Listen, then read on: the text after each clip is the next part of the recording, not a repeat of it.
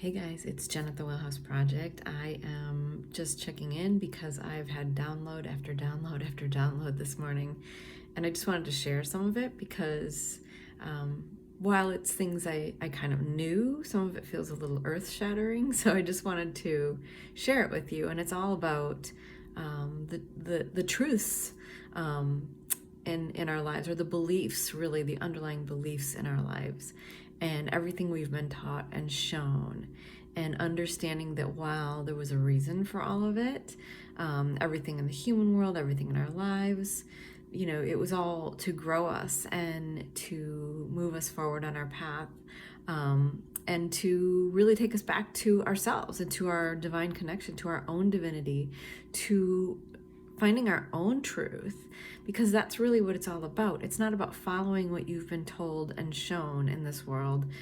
Our biggest lesson is about the fact that not only are we love, are we pure love and light, but that we are the only ones that can decipher the truth with our divine connection. That's the only way we should navigate in this world is, through our heart, through our own feelings, our own divine connection, our own divine knowing, not with the human fear mind, but also just with this awareness, coming back to this awareness. And all the downloads I was getting today were around things that we've been taught and shown in this world, and everything from what you have to do to earn money, the hustling, the jobs that you have to have, or jobs that pay well, or what you have to do to achieve certain things, right? But also every area of your life, relationships. I was kind of shown, and lots of things. So let me backtrack for a second.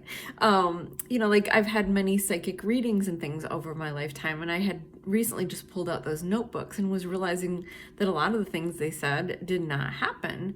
And I was shown that they were showing me these great things because it was sort of a bit of inspiration for me, right? It was something to kind of push me along, to give me hope in dark times, to give me dangle the carrot, so to speak, keep me moving forward. So they were sort of there for my benefit, so that I would take that carrot and keep moving, or reach for the carrot and keep moving forward. So it was to really keep me on path and keep me moving forward. But I also saw that, like, around relationships, there's so many things we're told about relationships in this world, and how and everything really about this kind of applies to everything, though. How we're taught, like, sometimes we have to suffer and struggle, right? Like, we have to learn from difficult things. I mean, somewhat true, yes, but do you have to buy into that belief going forward? No, not at all. That we can actually learn from joy and love, and you can decide that I'm going to learn from joy and love. And maybe that means letting go of your beliefs around what you have to do to be abundant, right? Like, you don't have to work, you don't have to hustle, or work, I should say. You can do things that bring you joy, and you should follow the path that lights you up and brings you joy or excites you. And that's true for every area of your life. For example, I know, many of you have been in the twin flame type dynamic. And I had this epiphany this morning around that, and that, we're told that, especially as the divine feminine, like, we have to wait, we have to sort of struggle, so to speak. We have to hold out for that relationship. And I was like, why?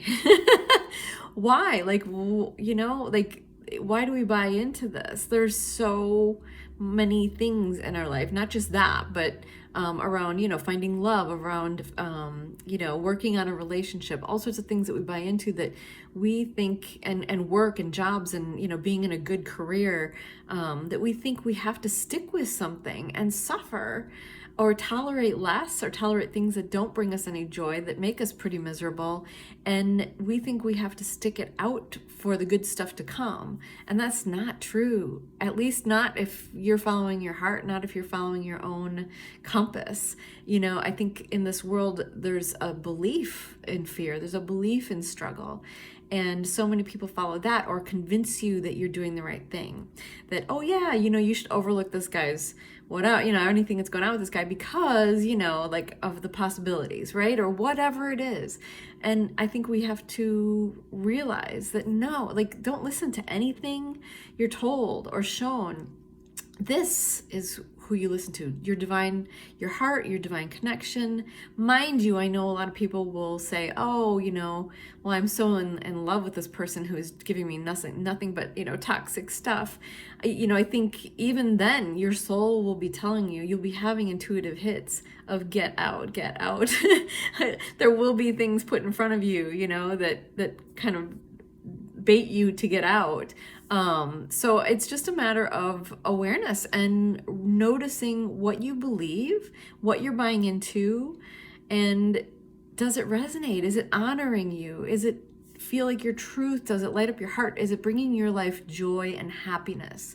And if it's not, throw out all those old beliefs. I mean, I really believe that this human world feeds us so many wrong beliefs in everything, from government to corporate to religion to you name it.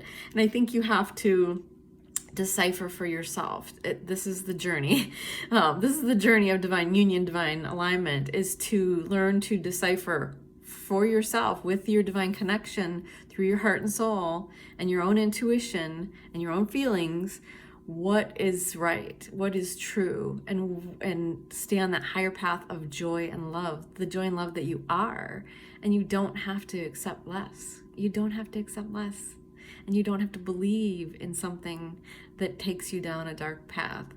So anyway, those were some of the downloads today in a nutshell. But it's about staying true to you and to your divinity, your divine connection. Thanks, guys. Love you. Have a great day.